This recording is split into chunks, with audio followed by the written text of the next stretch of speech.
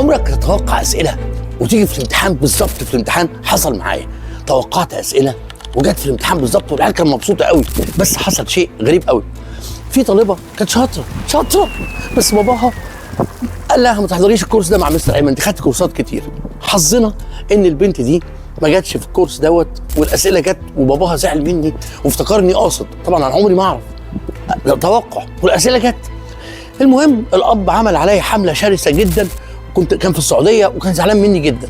مرت السنين وبعدين رحت اديت كورس في السعوديه وكان في طلبه كتير قوي واساميهم طبعا ما لفتتش نظري، اسامي عاديه. وبعدين اخر الكورس الست صاحبه البيت قالت لي عارف مين الولد اللي كان حاضر معاك؟ قلت لها مين؟ قالت لي احنا مغيرين اسمه عشان انت ما تعرفوش، ده ابن الاب اللي اتخانق معاك زمان عشان بنته. قلت لها طب انا ما كنتش اقول لا، لو كان يا ريت، ده انا نفسي ما يزعلش مني. والولد الحقيقه جاب سكور حلو واتحسنت العلاقه تاني. كنت معاكم مستر ايمن تدرس.